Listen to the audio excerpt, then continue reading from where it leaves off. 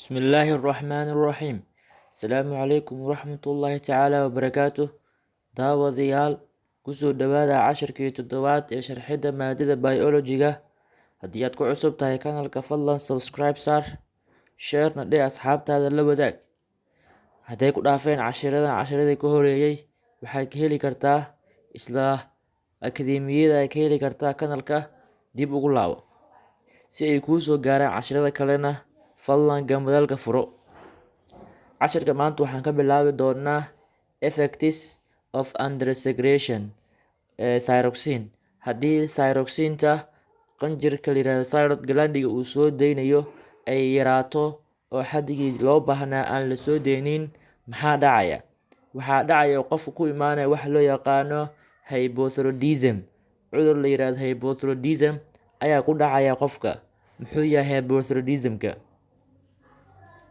undersecretion haddii thyroxinta ay xaddigii loo baahnaa jirka ay yaraato uu soo deynaya qanjirka glandiska thyroid glandiga uu soo deynaya yaraato, lead waxay keenaysaa ama naftirkeeda waxaa sababay inay yaraato. waxaa sababay to insufficient iodine in diet or effective enzymatic reactions concerned with its formation. iodintii ku jirtay inay cuntada ku jirta iodinta cuntada ku jirtay inay ku filnaa weyso oo ay yaraato, ama meelihii laga helaya iodinta oo qofka jirkiisii ku yaraata, or ama defective enzymatic enzymekii ku shaqada lahaa formationkeeda ama sameysankeeda ee jirka ku sameyn lahaa oo ah mid aan active ahayn ama aan shaqeyneynin. taas ayaa keeni karta marka inay yaraato xaddigii thyroxintii lasoo deyn lahaa. hypothyroidism marka wuxuu keenayaa layidhi waxa loo yaqaano keratinism in children. caruurta ayay ku dhacdaa, cudur caruurta ku dhaca iyo mid la yiraahdo myxedema oo adultiga ku dhaca. keratin maxay tahay marka? keratin children waxaa weeye half deformed legs, qofkii oo lugihiisii ah mid deformed ah ama tabardar ama daciif ay tahay. dry leather skin, jirkiisii oo qalalan. large tongue, carabkii ka weynaada ama ka cuslaada. iyo waxa loo yaqaano general body sluggish, iyo jirkiisii qofkan gebi ahaanba daciifa. such children caruurta qaar marka have poor mental development, waxay la imaanayaan poor mental development, maskaxda koritaankeeda ama caqliyanba oo daciif noqota. hadday mental developmentigana caqligii wixii koritaankii uu yaraaday, horumarkii uu yaraadana waxaa ka dhalanaya layidhi resulting in low intelligence, qofka caqligiisii yaraada uu noqda dabaal uu noqda.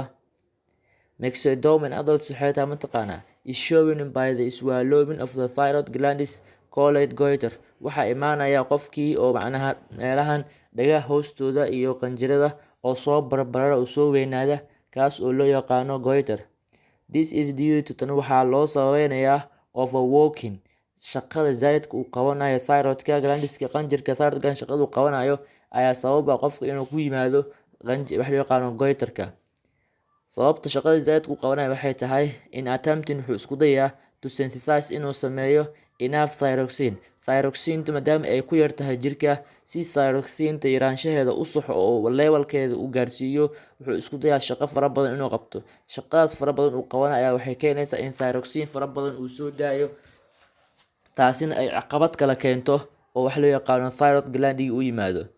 due to the low thyroxine concentration, yaraanshaha xaddiga thyroxinta ay yaraatay, individual shaqsiga waxaa ku imaanaya low metabolic rate, xaddiga metabolic oo yaraada. sidoo kale waxaa imaanaya layidhi reducing heartbeat, garaaca wadnaha oo yaraada. breathing rate oo yaraata. and sidoo kale low body temperature, jirka heerkulkiisu asina daciifa oo yaraada.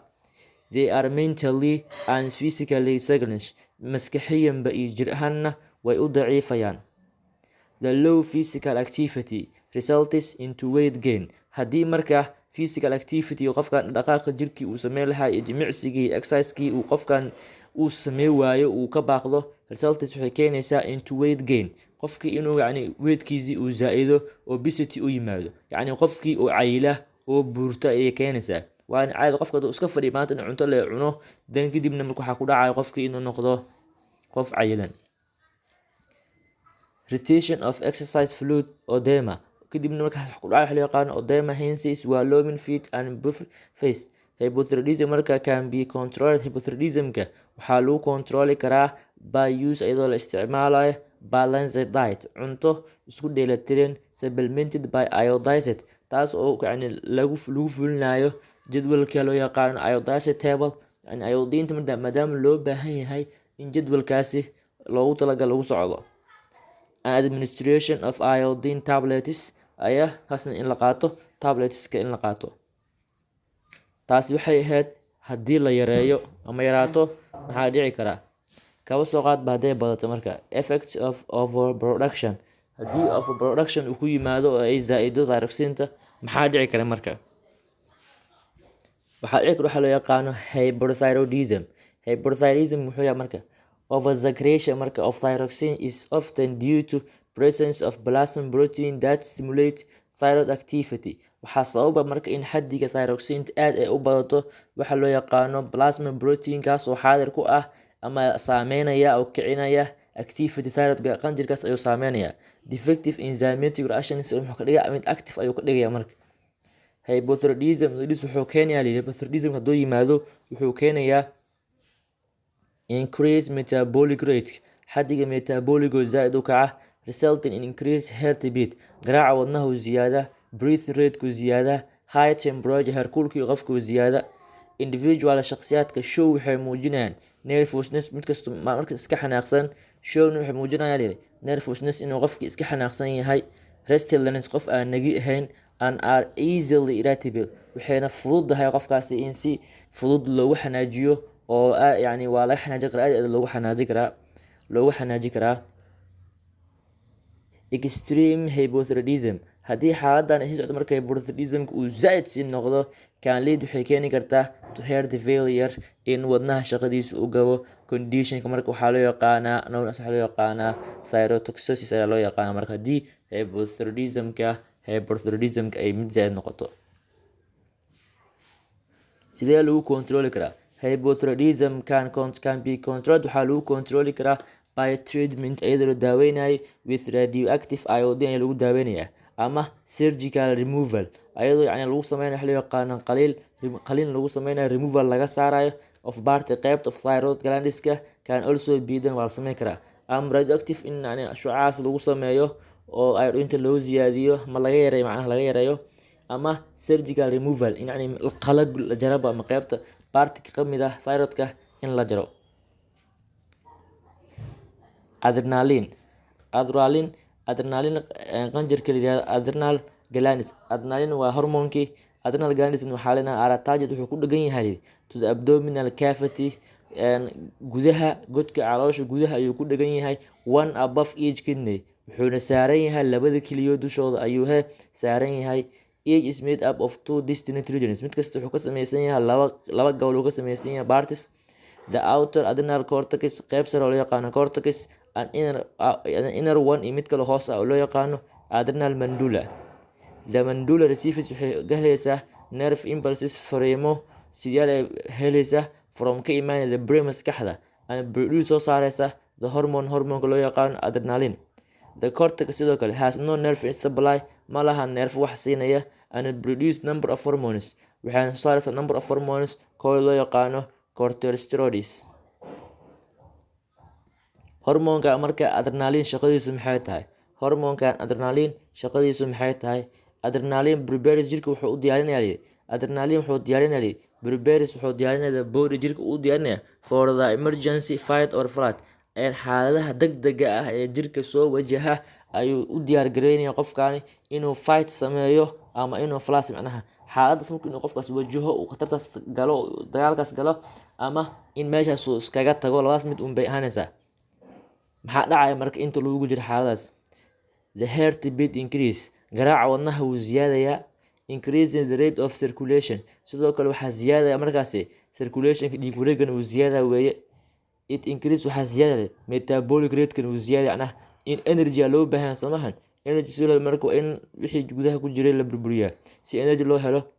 The arterioles to the skin, kuwa ku xiran arterioleska halbowlayaasha ku xiran skinka, and digestive systemka contract isku soo ururan way laabanayaan haddii marka dhaawac qofkaas uu gaaro si uusan dhiigbax ugu imaanin. in the liver beerka glycogen is converted glycogen waxaa loo bedelayaa to glucose ayaa loo bedelayaa. Skeletal muscles murqaha contract way isku imaanayaan and relax way kala baxayaan which can allow taas ogaanaysa movement inuu qofkan movement sameeyo ama iska baxsado ama dagaalka uu galo. Breathing rate xaddiga neefta macnaha neefta qofkan uu neefsanayo becomes waxay noqonaysaa faster and deeper neef aad u neef tuuraya. Fatska are converted waxaa loo bedelay to fatty acids laga dhigayaa which are available kuwaas oo xaadir ku ah in the blood dhiiga for muscle contraction si energy loogu dhigo lagu caawiyo murqaha isku imaanshahooda. Oversaturation of adrenaline waxay keenaysaa can brought about by waxa loo yaqaano growth of tumor. haddii marka oversaturationkii adrenalinta ay zaad u badato can be waxay keenaysaa layidhi about by waxa loo yaqaano growth of tumor in qofkan ay kusoo baxdo buro in the medulla of the adrenal glands ka soo baxay ana soo duubay soo baxay waxa loo yaqaano burak soo baxayso. Symptoms include calaamadaha waxaa ka mid ah high blood pressure cadaadiska dhiigga oo sare u kaca, severe headache madax xanuun fara badan, wadnaha xanuuna, dhidid fara badan iyo qofkan mar walba iska fitness ah.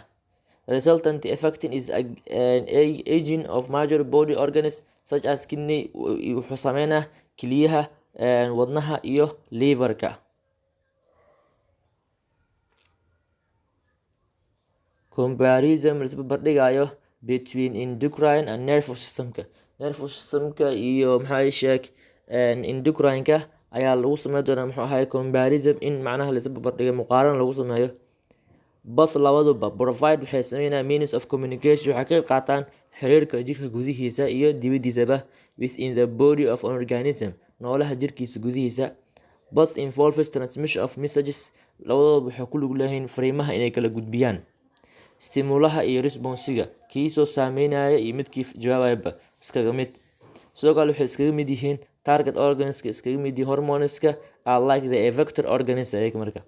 Both involve chemical transmission ay ku lug leeyihiin yani chemical transmission ayay ku lug leeyihiin. Both bring about survival response labadaba waxay keenayaan waxa loo yaqaano survival response oo ah badbaadin degdeg ah ama falcelin oo badbaadin ay keenayaan wey. Intaas haynoo joogo qaybteena caawa intaas kusoo gabagabay doonaa insha Allah. La soco qeybaha xiga, fadlan ha ilaawin inaad kanaalka subscribe saartid, fadlan subscribe saar, nala soco gambaleelka furo, asxaabtaada ee dugsiga sare ahna la sii wadaag. Thank you. Salaamu calaykum waraxmatullaahi tacaala wabarakaatu. Wixii commenti ah oo su-aal qabtiina meesha noogu soo qora commentiga ah, su-aalihiina iyo talada iyo tusaale waxaa noo haysaanba meesha commentiga noogu soo qora. wabillahi tawfiiq.